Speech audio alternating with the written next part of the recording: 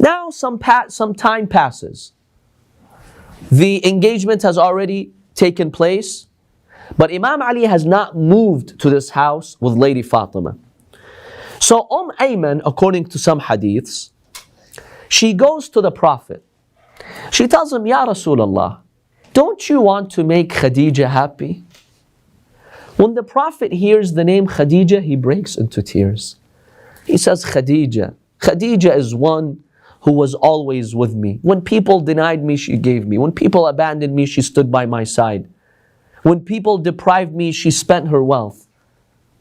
Ayman said to the Prophet, Ya Rasulullah, we didn't want to disturb you, but we're saying, don't you want to make Khadija happy? He's like, what do you mean?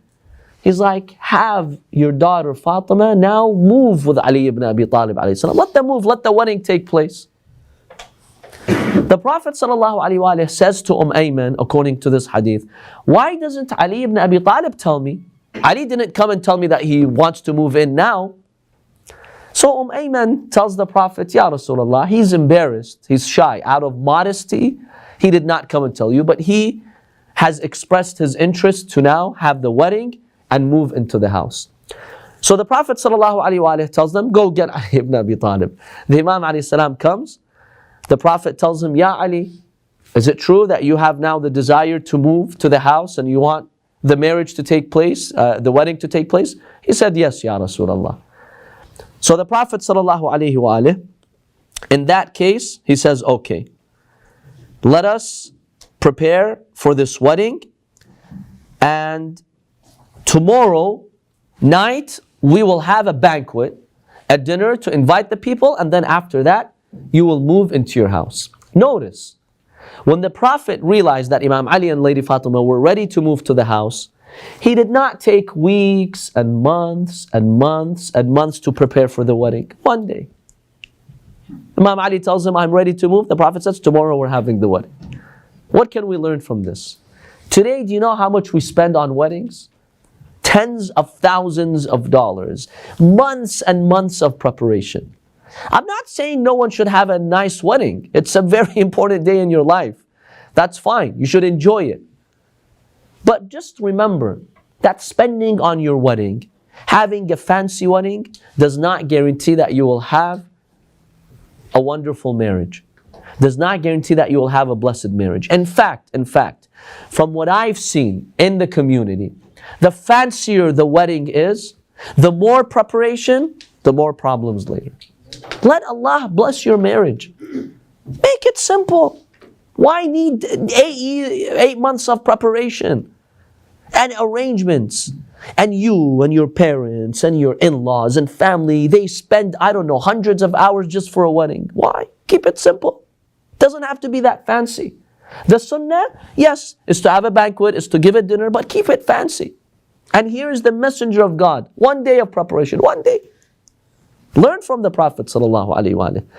The more your start in marriage is a blessed start, the more Allah subhanahu wa ta'ala will bless you. Another thing that you find in weddings are, for example, practices that violate the laws of Sharia. Dancing, haram music.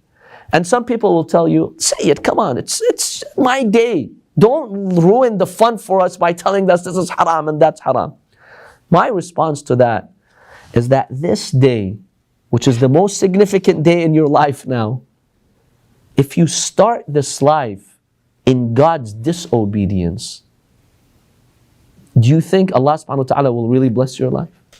Yes, it is 1 day, but you're starting your marital life on that day. If Allah sees His servant on the first day that I've granted him all those blessings, on the first day he wants to disobey me, and he wants to do that which I have banned, how do you expect Allah to really bless you? Yes, it is only 1 day, but start that day in Allah's obedience. Allah subhanahu wa ta'ala will bless you that way. So on the night of the wedding, the Prophet sallallahu alaihi wasallam says to Imam Ali alayhi salam, "Oh Ali, there must be a banquet. This is the sunnah that you offer a meal." So the Prophet sallallahu alaihi wasallam sends Bilal to prepare a sheep to be given at the banquet. We also have indications that some people from the Ansar, like Sa'd ibn Ubadah, he also contributed. He donated a few things for the banquet. And Bilal, he goes and gets a few things to be cooked. Salama also, she participates in that. So the Imam alayhi salam, he is preparing for the wedding. The Prophet gives a few dirhams to Imam Ali ibn Abi Talib alayhi salam. He asks him to buy some oil, some dates, and some cheese to also be given at the banquet, at the wedding of Imam Ali alayhi salam. So when Imam Ali gets these items, the dates, the oil, and the cheese, he brings them to the Prophet. The Prophet, he himself, with his blessed hands, he started mixing them to make this delicious dessert. With his very blessed hands, he makes dessert for the wedding using some milk or cheese, dates, and some oil. Companions witness and testify that never in their life had they tasted something so delicious as what the Prophet ﷺ made for them, because Allah subhanahu wa ta'ala put barakah in that. So now the wedding starts. As the wedding starts, the Prophet ﷺ says, Allahu Akbar. Then Bilal, he was walking behind the Prophet, he also says, Allahu Akbar. The Prophet tells Bilal, why did you say Allahu Akbar? He says, oh Messenger of God, I heard you saying Allahu Akbar, so I said it too. I'm following you. The Prophet says, oh Bilal, the reason why I said Allahu Akbar is because Jibreel is here and he said Allahu Akbar in starting this wedding ceremony. So I also was saying what Jibreel was saying. So the angels of God were dispatched to also participate in this very important wedding. Now the Prophet ﷺ, right before the wedding, he meets some women, maybe one or two of his wives and some relatives, some family members, and he informs them that Fatima and Imam Ali alayhi salam are ready to move. So he asks them to help Lady Fatima and to prepare Lady Fatima for her wedding night. Now the ahadith indicate that Asma over here, she was present. And when the Prophet asked the woman to leave in the end after that session, Asma was hesitant to leave. So the Prophet, he noticed that Asma is still there. He tells her, Asma, what's the matter? Why aren't you leaving? She said, Ya Rasulullah, I am staying here because I want to take care of Lady Fatima. I want to be there for her. Some narrations indicate that Asma told the Prophet, Ya Rasulullah, before Khadija was passing away in Mecca, I saw Khadija crying. So I told her, Khadija, why are you crying? You're such a good woman, you're going to go to paradise. You have nothing to be concerned about. Khadija told me that I'm concerned about my daughter Fatima, that I won't be there for her wedding. And that is something that I am crying for.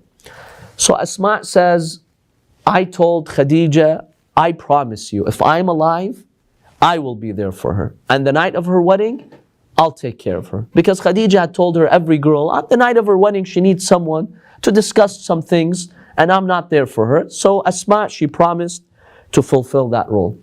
When the Prophet,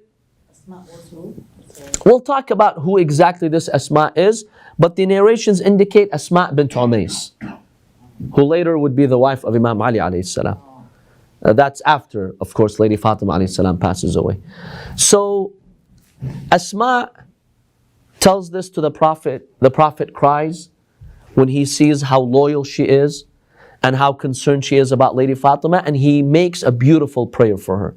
He says, may Allah protect you. May Allah protect your family. May Allah subhanahu wa ta'ala bless your life. So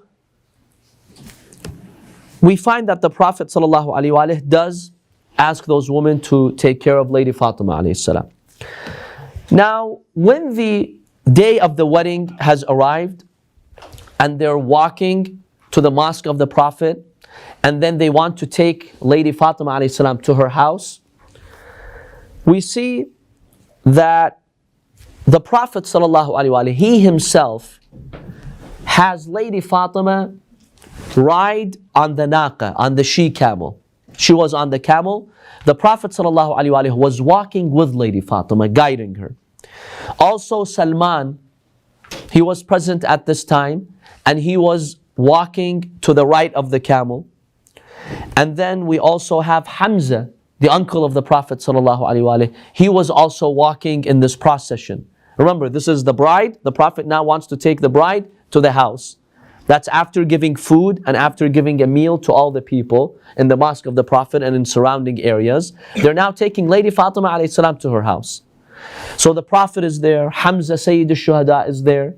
Remember, Hamza was not martyred yet because this was before the battle of Uhud. So he was present in the ceremony. In fact, all the young believers from the Muhajirin and the Ansar, they were walking behind Lady Fatima alayhi salam with the Prophet. Just imagine the scene in Medina. The Messenger of God is walking, his daughter alayhi salam is on the camel, and all of the people of Medina, the Muhajirin and the Ansar, they're walking behind them.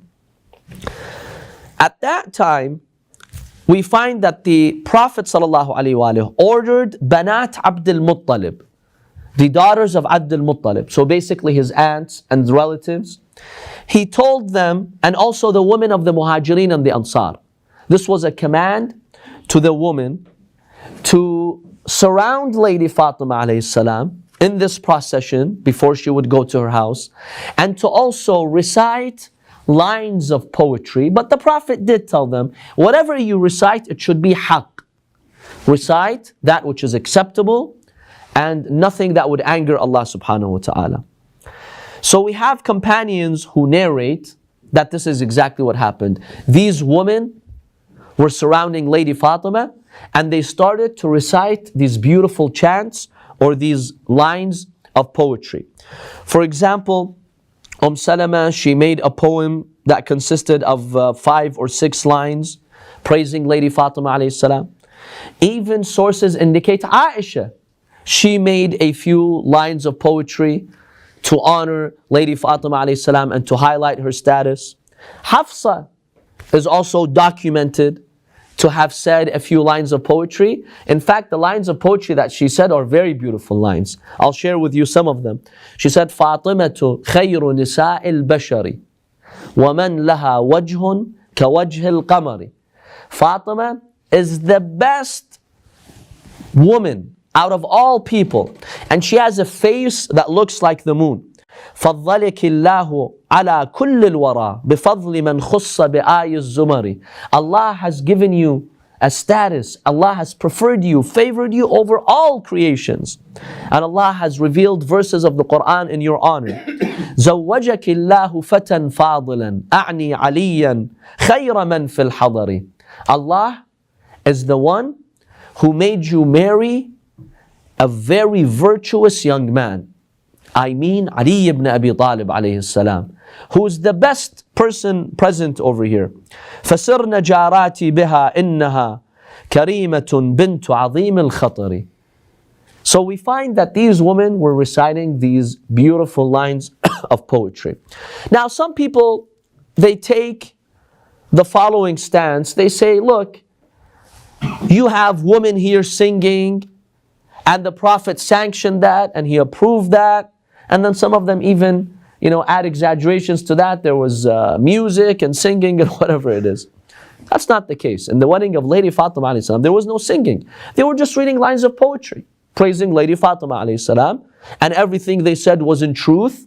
So the Prophet sallallahu alaihi wasallam approved that. So there is no evidence for singing, women singing in the wedding, because singing in Islamic law is haram.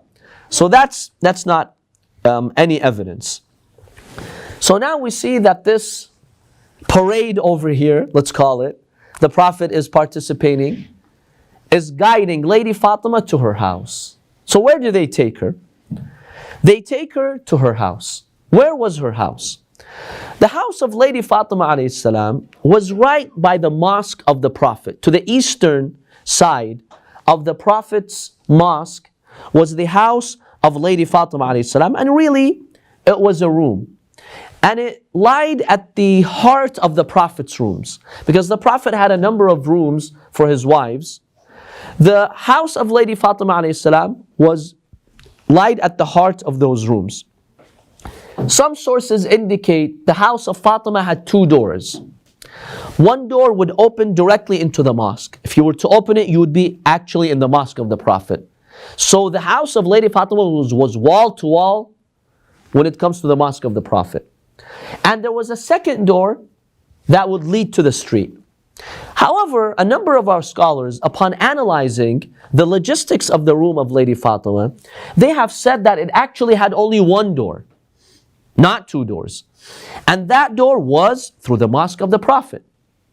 To get to the house of Fatima, to come, enter and exit, they had to enter the mosque itself.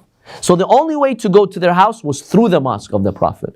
And this was a status that Allah only gave to Imam Ali alayhi salam. Because later when the companions saw Imam Ali opening his door and directly going to the Prophet, they all made doors in the surrounding areas of the mosque to enter the mosque.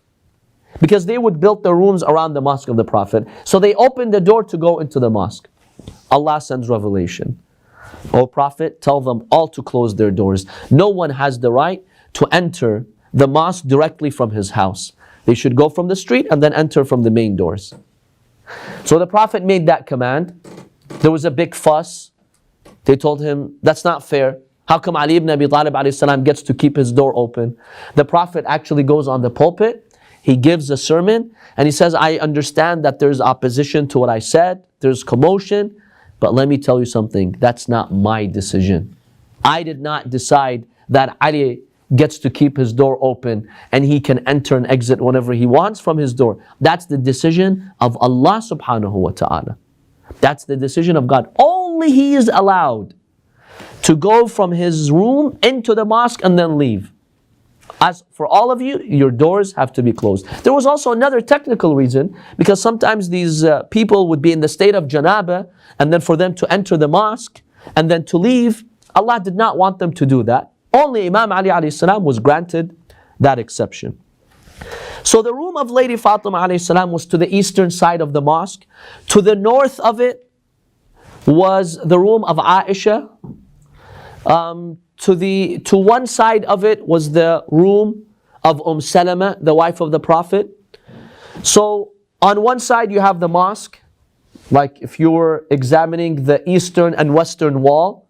On one side you have the mosque of the Prophet. On one side you have the house of Salama. And to the northern side you have the house of Aisha. This was where the room of Lady Fatima alayhi salam was. How big was the room of Lady Fatima or the house of Lady Fatima? Not that big. Some historians state it was 14 meters by 6 meters. That makes it about 84 square meters. Now, if you want to convert that to square foot, that would be around 900 square feet. So the whole house of Lady Fatima, the whole land area was 900 square feet. It's not big. It's a pretty small house. But this was the humble house of Lady Fatima alayhi salam. Now, the Prophet sallallahu alaihi wasallam, when the camel arrives at the house of Lady Fatima and they're about to enter, the Prophet holds her hand and he symbolically places it in the hand of Imam Ali alayhi salam. And then standing at the door of the house, the Prophet makes the following prayer. He says, "O Allah, I commend Fatima and Ali, your humble slaves, to your protection. Be their protector, bless them, be pleased with them, and bestow your grace, your mercy, and your best rewards on them. Make their marriage fruitful, and make both of them steadfast in your love and in your service." Then the Prophet ﷺ, he hugs Lady Fatima and he kisses her on her forehead and he gives her to Imam Ali alayhi salam and he tells Ali, "Ya Ali, ni'ma zawjatu zawjatuk." What a good wife you have, O Ali. Then he looks at Lady Fatima and he tells her, "Ya Fatima, ni'ma al-ba'lu ba'luki." And what a good husband do you have. Until they entered the house. The Prophet walked them into their room and the Prophet ﷺ left them. This is, by the way, mentioned not just in Shia sources. Al-Khawarizmi, a Sunni scholar, he was a 6th century Sunni scholar. In his book Al-Manaqib, he mentions some of these reports. So Imam Ali ibn Abi Talib alayhi salam moves to his new house with Lady Fatima alayhi salam. And that was the beautiful beginning of this marital life. Now, sources indicate that initially, for maybe about a year or so, the mother of Imam Ali, Fatima bint Asad, was also living with them in their house. So Imam Ali alayhi salam also had his mother in the house. We have a beautiful hadith that says Lady Fatima and Fatima bint Asad would divide the house chores. Lady Fatima would do like some internal chores, whereas Fatima, the mother of Imam Ali, she would do some work outside the house to bring to the house. So they had this beautiful life. In the year 4 of the Hijrah, so we're talking maybe about a year and a few months after, is when Lady Fatima bint Asad passes away. But for about a year or so, it seems she was living with Imam Ali alayhi salam in the house of Imam Ali. But there you go. That's the marriage of Imam Ali and Lady Fatima alayhi salam, and that was the most blessed marriage in the city of Medina after the religion of Islam. This marriage, to summarize, was special for 2 reasons. First of all, it was arranged by Allah subhanahu wa ta'ala, as we saw last week. How Allah subhanahu wa ta'ala commanded the Prophet to have Imam Ali marry Lady Fatima. So this marriage, you could call it a divine marriage, by divine guidance. Secondly, the progeny of the Prophet came through this marriage, because all the children of the Prophet died.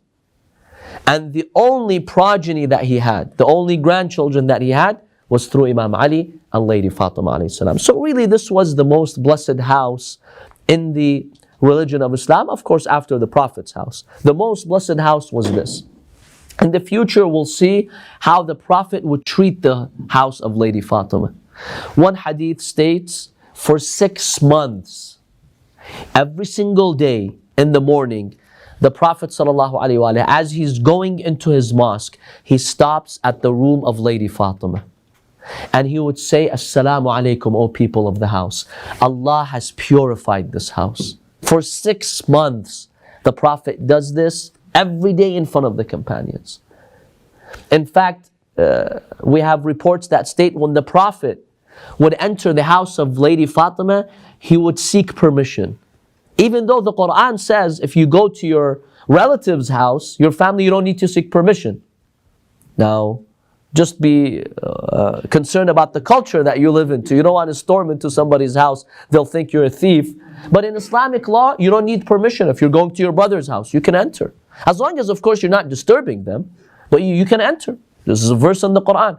So the Prophet did not need permission to enter the house of his daughter, but he would seek permission. Why? Because the Prophet knew later what would happen. For 6 months he would stand here and praise the house of Lady Fatima, and he would seek permission before he would enter. But then the minute the Prophet passes away, you know what happened to the house of Lady Fatima. وصلى الله على سيدنا محمد وآله الطاهرين. اللهم صل على محمد.